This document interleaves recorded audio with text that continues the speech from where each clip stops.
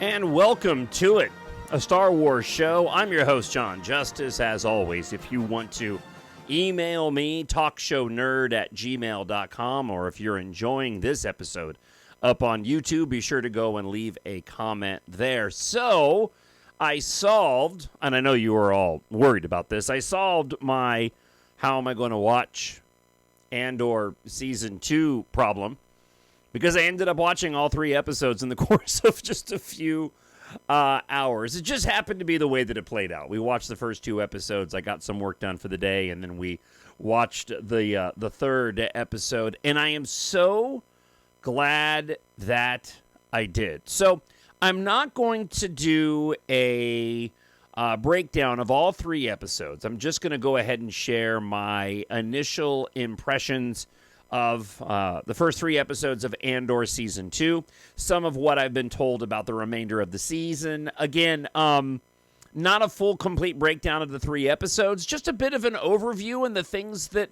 stuck out, my instinctive reaction to this second and final season so far. There will be a few spoilers in here for those that haven't watched it yet. Let me just say that this was an incredibly audacious start in how they are rolling this season out. And now, even though we knew going into this season how it was going to play out, that we would be getting 3 episodes every week on Tuesday, I'll be watching them on Wednesday for 4 weeks, and that each of the 3 episodes tells a complete story arc with a year in between. So the first 3 episodes of Andor Season 2, taking place 4 years before the Battle of Yavin, clearly setting the stage for, and this is a bit of a spoiler for those that aren't aware, even though this was talked about in the show, we saw a bit of this in the teaser trailers, but relating to what will happen on the planet Gorman, and an event that has proven incredibly significant within Star Wars canon and the rise in fear of the Galactic Empire. We saw the seeds being planted in this episode with the return of Orson Krennic, Director Krennic. Very excited to see him back on screen again, as we had these 3 different story arcs playing out. We have Cassian Andor on a mission to retrieve this prototype advanced interceptor TIE fighter, of which people have noted a couple of different things. One, seats more than one individual in this TIE fighter. My love of ships drew me into finding more about this particular TIE fighter. Again, this is a prototype that would lead to what we would commonly refer to as the TIE interceptor. This particular version, though, carried a few of the characteristics of a number of different TIE fighters, whether it's the TIE interceptor, the TIE bomber. There's a bit of that look involved in it. Of course, Darth Vader's advanced TIE fighter that we saw in A New Hope. The difference with this particular TIE fighter that was interesting is that it actually carried a hyperdrive. The Empire was well known for having the pilots, the soldiers, the stormtroopers being somewhat expendable. And so, therefore, they opted for TIE fighters to typically not have a hyperdrive, not have a shield or a hyperdrive. So, because they were expendable, they didn't bother with the shields. This clearly had a shield, also had a hyperdrive. Typically, TIE fighters would not need a hyperdrive because they would be transported in the larger Star Destroyers, and therefore, they were completely unnecessary. This particular ship, though, being a prototype, had both shields and a hyperdrive. Also carried more people than your standard TIE fighter would, which is usually a single-seater, unless we're talking about those first-order TIE fighters that appeared in the sequel trilogy. And I quite enjoyed it. I mean, I quite liked the sequence in and of itself of him stealing the TIE fighter.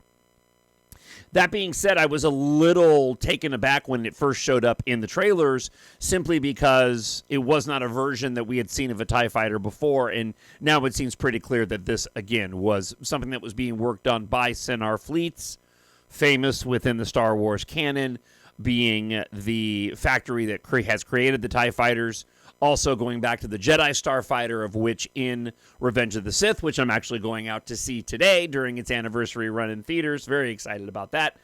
The Jedi Starfighters that you saw in Revenge of the Sith would have been the precursor to what we ended up seeing the Empire go and use in its Navy, that being the TIE Fighter, all made by Centaur Fleets.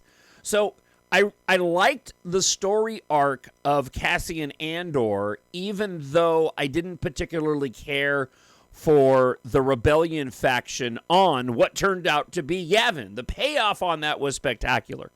If you missed it at the end of episode 2, when Cassian finally gets off of that planet, as he flies away, you see the familiar temples on Yavin.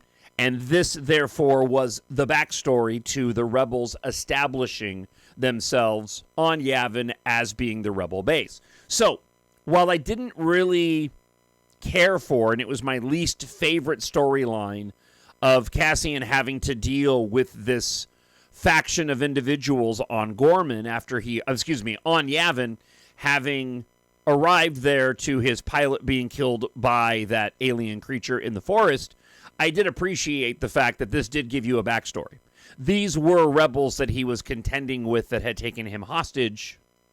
They just, however, were not trusting that Andor was who he was. And it turns out that this motley group of rebels ends up, at least according to what we saw, being the individuals who would eventually create the foundation for the Rebel Alliance and their using the base on Yavin. So that was kind of fun. But the arc itself, I was glad that it resolved. Every time we kind of cut to Cassian, I wanted Cassian to get off that planet, get in the ship, and take off and head towards where he needed to be. I also very much appreciated how all three of those arcs, whether it was the field planet with the field of wheat, okay, Star Wars wheat, or it was Chandrilla, you knew exactly where you were after the establishing of all three of those particular locations. The intrigue was really compelling in terms of what was going on with Mon Mothma, what was taking place during his daughter's wedding. And again, it was an audacious start. I understand why they're now rolling out this series the way that they are, because these do play as mini movies, and I don't think the season would have been as enjoyable if we were just getting one episode a week. Now, my understanding is that for those that may have had complaints, and I certainly did during season 1, that Andor was a bit of a slow burn, and that's probably one of my biggest complaints of season 1. And I've mentioned this before, that the whole Aldhani sequence in the prison, I just never found all that interesting. From everything that I've been told, and it certainly rings true when it comes to these first 3 episodes, once you get past the first 2 episodes, the show is off and running, and that rings true for the remaining 3 weeks worth of episodes. And from multiple people, they said, once you get past those first 2 episodes, you get to episode 3, and then it's game on. And I would agree with you. I think that episode 3 of Andor Season 2 was probably the most fast-paced and most interesting of those 3 episodes. I will say that I'm already enjoying Season 2 more so than I was the first season. And I think that's partly due to the fact that now we're into the actual full-on rebellion aspect of the storytelling. Season 1 told this very well thought out, writing was spectacular, visually looks great, but it was all about Cassian Andor getting all the way into the rebellion. And it told this particular story through multiple arcs, but a larger arc that took place throughout the entirety of the season. Now that we're already established in the rebellion, every single episode was leaning into that, all a precursor to what would happen and what will happen in Rogue One, and of course going into the original trilogy. So I think from that standpoint, for me personally, I'm already more invested in Season 2 and enjoying it more than I was Season 1, especially knowing that things are going to be falling apart. The rebellion will continue to grow. We know that we're heading towards this Empire action on Gorman. It was fantastic to see just how evil behind the scenes the Empire is, further fleshing out how the Empire was conducting itself during this continued time of transition from the rise of the Empire and then heading into the original trilogy. And I'm just so used to the cast of characters now. I thought the dynamic of home life with Deidre and the character holdover from the first season, I thought that was really interesting and compelling as well. And I am incredibly excited for what remains of the rest of the season. The action was great. The Starfighter aspect of it, or the TIE Fighter aspect of it, I thought was really fun. That was a really cool plot device across all 3 episodes. In utilizing that TIE Fighter that he stole. Top-notch stuff. And again, this isn't, like so many people are saying, this is the greatest Star Wars since The Empire Strikes Back. If you feel that way, fantastic. More power to you. I think it's great Star Wars for what it is. And I think Star Wars can be multiple things to multiple people. And so I certainly like it more than the first episode. I think that the first season. I think that of all, and my opinion is that of all the live action shows that have been released, Andor looks the best. I mean, this could have potentially been a film. Maybe didn't have quite the punch of a finale that one would expect in a film, and you can get away with that with it being a serialized television show, but you could definitely watch it in terms of filmatic quality on the big screen. So just off to an incredibly audacious start. And again, I say that because of how they're handling it, of giving us these 3 episodes per week. I think it's really bold, and I hope that this experiment, because that's what it is, works out to its benefit. And the Disney Plus's benefit, and Lucasfilm's benefit, because I know that this is something much different than what they have done in the past. But I certainly now understand and believe that it was absolutely the right move in the way that they have crafted this release schedule. So I was almost wanting to wait because I was enjoying the first 2 episodes so much. I was thinking, well, maybe I'll wait a couple of days and watch the next one. And then knowing that they were sitting there, or that 3rd episode was sitting there, I simply couldn't. But I will be watching it again this weekend. And already, unlike season 1 of Andor, I'm immediately wanting to go back and watch certain sequences, and we'll probably just watch the entire thing again. But as always, what do you think? What were your thoughts on the first 3 episodes? TalkShowNerd@gmail.com. This is not going to go the way you think. Somebody had made a comment that the interviews that were done at Star Wars Celebration Japan outside of the panels were providing much more information than the actual panels themselves. And that certainly was the case with Dave Filoni being interviewed with Pedro Pascal after their Mandalorian and Grogu panel had taken place, and specifically what Dave Filoni said regarding Season 2 of Ahsoka, and something that nobody else is keying in on right now. So Dave Filoni teased a couple of things. First and foremost, he mentioned how he heard from the fans, and because of that, for Ahsoka Season 2, the central characters from Rebels were all going to see more time on the screen. Hera, Ezra, Zeb, he made a joke, and I'm sorry, it wasn't Pedro Pascal he was doing the interview with, it was Jon Favreau. He made a comment that Jon Favreau has had his fun with Zeb, who is going to be in the Mandalorian and Grogu film, and now he's pulling in Zeb into the Ahsoka show, along, of course, with Ahsoka and Sabine, of course. But the other more noteworthy thing that Dave Filoni mentioned was this huge battle that he said would be about half the season, saying that there would be this huge battle. This would be led by the New Republic and Admiral Akbar, having a central place in this battle against Grand Admiral Thrawn, going so far as to say they are going to make it as big and expansive as they can afford to make it. This is something that he and Jon Favreau wanted to do, which has me incredibly excited. But I think this also answers a question about what happened with Dave Filoni's Mandoverse film. So the talk was that Dave Filoni would cap all of the Mandoverse shows. The Book of Boba Fett, Ahsoka, and The Mandalorian. And that it would culminate in a film that would essentially serve as kind of the Mandoverse endgame. I believe that has been shelved. And that what Ahsoka Season 2 is going to be is now what that film would have been. And that perhaps they will be using some of what was supposed to be the Mando and Grogu, or what was supposed to be that film also may have ended up in The Mandalorian and Grogu. Sorry, I lost my train of thought. If you heard, my dog was barking upstairs.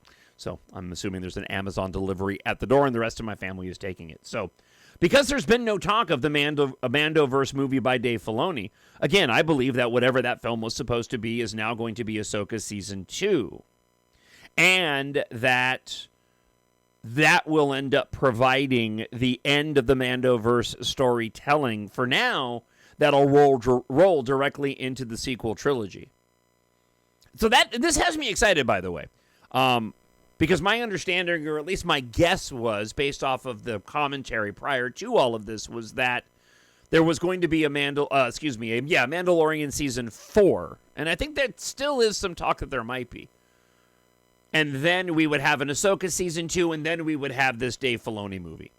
And I believe this was all said prior to Bob Iger coming back to redirect and try to right the ship over at Disney. Wherein now I think the changes have been made, and so Ahsoka Season 2 will be what that film was going to be. Either way, I'm excited. The idea of having a massive battle, which is why I believe this is the case. And we talked about this in a recent episode of some theories that were out there regarding how they could really establish Thrawn's legacy, since we know he doesn't make it out of whatever will transpire, most likely in Ahsoka Season 2, if what he does do leads to the formation of the First Order. That would end up providing an incredibly compelling backstory. I need someone to show me my place in all this. If you have any thoughts on my musings, drop me an email, talkshownerd@gmail.com. Leave a comment up on YouTube, and several of you have over the course of the past week. First off, let's go and talk to friend of the show, Rome Ed, who writes this. I remember when the Acolyte show ended, and they showed a short footage of Darth Plagueis. My question is, would you want Lucasfilm to focus more on older characters from way back, Plagueis, Darth Bane, etc., or have Lucasfilm focusing on moving forward? Way forward. I know they're kind of doing that now, but I think some people always connect every show to the next, whereas if you go way back and way forward, you can kind of not think about the characters that we are familiar with. Sort of like what Star Wars Visions is doing. Different episodes with different characters not related to one another. The only thing that they have in common is good versus evil. Thanks for reading my email. I'm curious for your opinion on this. Listen, it's all subjective, obviously, but I've said many times, I'm a proponent of moving forward in the timeline. The Darth Maul animated series that was announced, I'll watch it. Not anything I needed. I like what's taking place in the Mandoverse because we're playing in a timeline between the original trilogy and the sequel trilogy that's somewhat unknown, and the sequel trilogy being the newest of the films that had been released. But I don't, and I've never had this desire to have to go back to revisit past characters. I've always wanted to move forward and meet new characters. I find that to be the most compelling and exciting personally, and this is coming from an individual who didn't need to have the legacy characters show up in the sequel trilogy. I would have been fine if Han, Luke, and Leia were not in the sequel trilogy. But again, that's just my own personal preference. At Star Wars Santa, friend of the show, check out his YouTube page as always, writes this. I think that the hype and excitement were down for Star Wars Celebration for a few reasons. First off, the time zone is 12 hours ahead of the U.S. time zones. No scheduled panels for announcing the new live-action projects. Disney Plus are theatrical releases, and they're only covering already announced things. Most excitement comes from animated projects and maybe a new Hasbro TVC HasLab announcement. Now, this was said before Star Wars Celebration had occurred. I believe that when he left that. So my understanding, based off the commentary from individuals who were there in Japan, is that it was an incredibly packed house in Japan. Now, I don't know what the size of the venue was, but certainly it seemed like there was a massive crowd there during the events that I watched from the live streams. But we'll wait to see what those numbers end up bearing out. Obviously, there were a lot of American travelers who took the opportunity to go and visit Japan for Star Wars Celebration. I do wonder whether or not the venue was smaller, and I'm excited that it was announced that Star Wars Celebration would be returning to Southern California. Also surprised it wasn't going to be Anaheim. It's going to be at the Los Angeles Convention Center, which makes me believe that perhaps they're expecting a huge crowd for that event, and the crowds are bigger than I may have anticipated for Star Wars Japan. That celebration to take place in Los Angeles will be heading towards the release of Starfighter, and one that I am hoping to attend since I did not get the opportunity due to the cancellation of a celebration that year when COVID first struck. So, Star Wars Santa, as always, thank you for the comment. At Never Adventures writes this. I'm quite excited for what's been announced thus far. I believe they will be focusing more on quality, as some recent projects have been viewed as disappointments, especially with Andor Season 2 coming out. There will which will no doubt be very well done. And yes, as we have learned, it absolutely was very well done.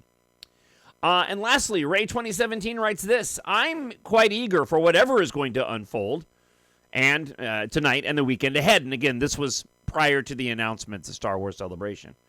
The timing arrangement is a bit different than what we're used to, but that's okay. It gives us something to look forward to at the end of the day. I'm honestly more excited than I've ever been for any other celebration since 2019, when that Episode 9 trailer was launched. I still remember the excitement it gave me to a point that I wanted to fast forward to December. I really couldn't wait. Now, what we're going to get with The Mandalorian and Grogu will bring a different energy, and I'm fine with that. It was always my comfort show during the post-sequel trilogy times. It made me quite invested in the Western genre, and I never had been before.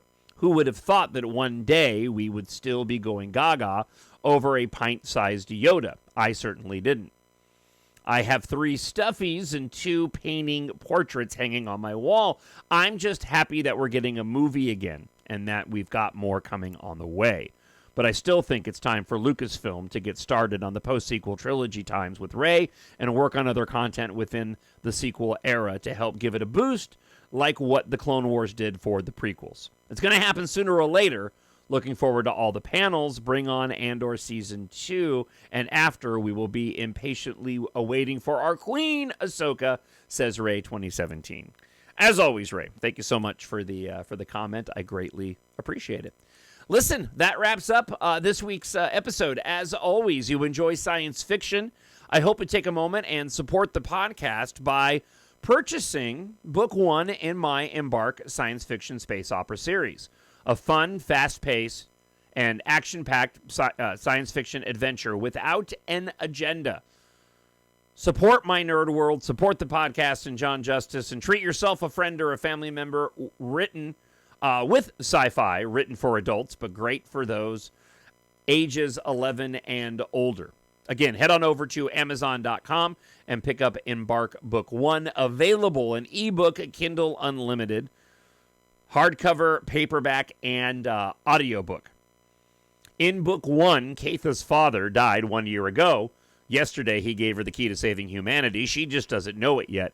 Deep inside D-Corp, the planet's largest civilian and military spacecraft factory, an industrial accident has set off a catastrophic chain of events.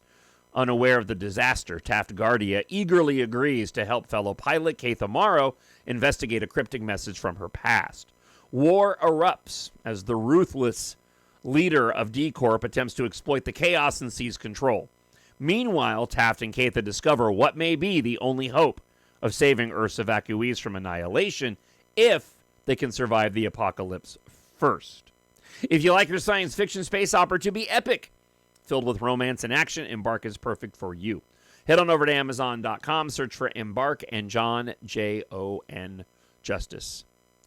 Have yourself a fantastic week. Thank you so much for checking out this week's episode. As always, I hope wherever you are happy, you're healthy, you're safe. God bless. May the Force be with you, and I'll talk to you again next week. Bye. The Force will be with you, always. My nerd world.